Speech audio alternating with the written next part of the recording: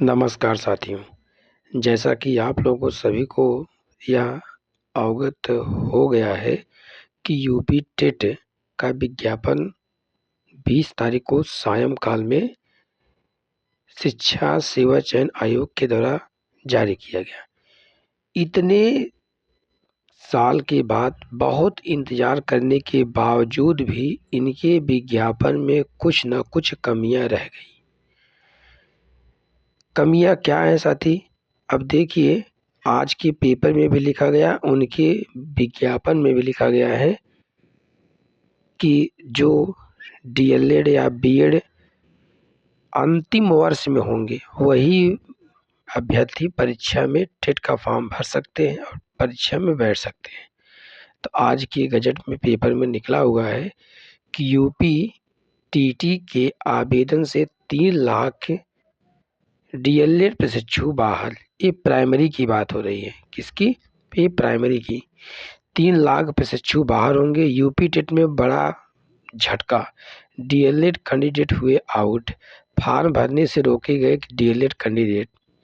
Guideline में क्या क्या बड़ा बदलाव किया गया, क्या है सच्चाई, इसके बारे में आप इसको जानिए।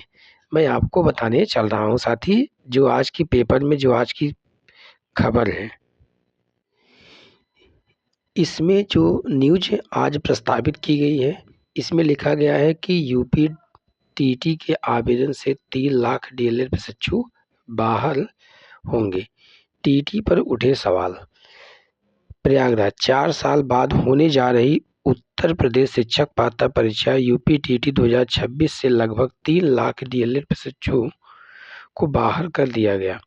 सुप्रीम कोर्ट के 16 जुलाई 2019 के आदेश पर राष्ट्रीय अध्यापक शिक्षा परिषद एनसीटी की ओर से 4 अगस्त 2022 को जारी पत्र में साफ किया गया कि किसी भी शिक्षक प्रशिक्षक पाठ्यक्रम डीएलएड, बीएड या डीएड आदि में प्रवेश लेने वाला अभ्यर्थी टीटी में शामिल होने के लिए पात्र है।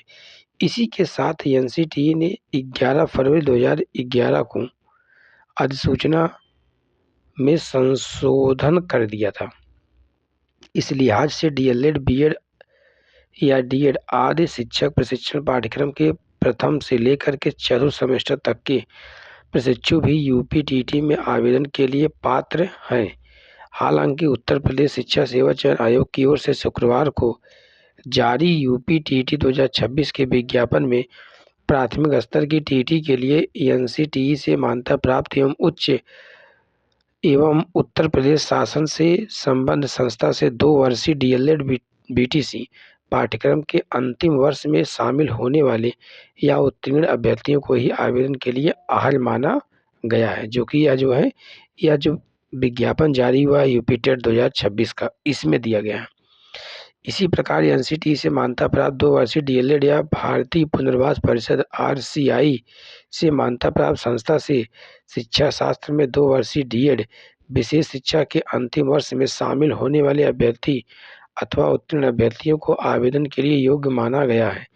उच्च प्राथमिक स्तर के टीटी के लिए भी डीएलएड, बीटीसी, डीएड विशेष शिक्षा के साथ ही बीएड और समकक्ष पाठ्यक्रमों के अंतिम वर्ष में शामिल हो रहे या उत्तीर्ण अभ्यर्थियों को ही आवेदन की अनुमति दी गई है।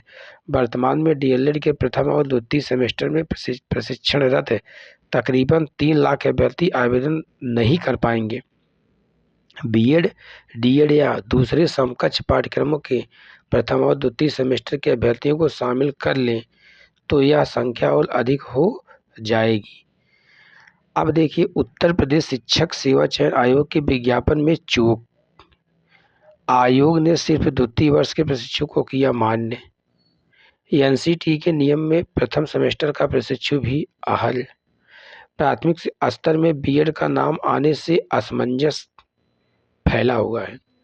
चयन आयोग की ओर से जारी यूपी टीटी की गाइडलाइन में प्राथमिक स्तर की परीक्षा में बीएड का जिक्र होने से भ्रम की स्थिति पैदा हो गई है। सर्वोच्च न्यायालय ने 11 अगस्त 2023 के आदेश में प्राथमिक स्तर की शिक्षक भर्ती में बीएड अभ्यर्थियों को अहल नहीं माना था। आयोग की गाइडलाइन में प्राथमिक स्तर के लिए टीटी के लिए शैक्षिक अर्हता में बीएड नहीं है। हालांकि अर्हता के नीचे दी गई टिप्पणी में लिखा गया कि एनसीटी से मान्यता प्राप्त संस्थानों से शिक्षा स्नातक की उपाधि बीएड प्राप्त करने के बाद अभ्यर्थियों को प्राथमिक विद्यालयों में कक्षा 1 से 5 तक नियुक्ति होने के 2 वर्ष के भीतर प्राथमिक शिक्षा में 6 माह के एक सेतु पाठ्यक्रम मतलब ब्रिज कोर्स आवश्यक रूप से पूरा करना होगा। इससे कुछ अभ्यर्थियों में भ्रम की स्थिति है। इस मामले में सुप्रीम कोर्ट तक लड़ाई लड़ने वाले संभल निवासी बीटीसी 2015 बैच के राज बसु आर्या का कहना है कि आयोग की गाइडलाइन में प्राथमिक स्तर की परीक्षा के संबंध में बीएड का जिक्र होने से असमंजस की स्थिति बनी हुई है। इसे दूर करने के लिए आयोग को मेल भी किया गया है। यह जो है आयोग के द्वारा जो बेतरतीब लापरवाही बरती गई है डीएलएड प्रशिक्षुओं के लिए उनके विज्ञापन को लेकर के, यह बहुत ही विवादास्पद का विषय बन गया है। और समस्या इस बात की है कि अब देखिए 27 तारीख से आवेदन की प्रक्रिया शुरू होने वाली है 26 अप्रैल तक। अब इसके बीच में आज तो 22 तारीख है, 4-5 दिन का शेष समय बचा हुआ है। अब देखिए इसमें क्या आयोग निर्णय लेता है। बाकी जैसे भी कुछ अपडेट आएगा साथी मैं आपके बीच समक्ष जरूर उपस्थित लेकर आऊँगा। बहुत बहुत धन्यवाद। All the best. जय हिंद, जय भारत।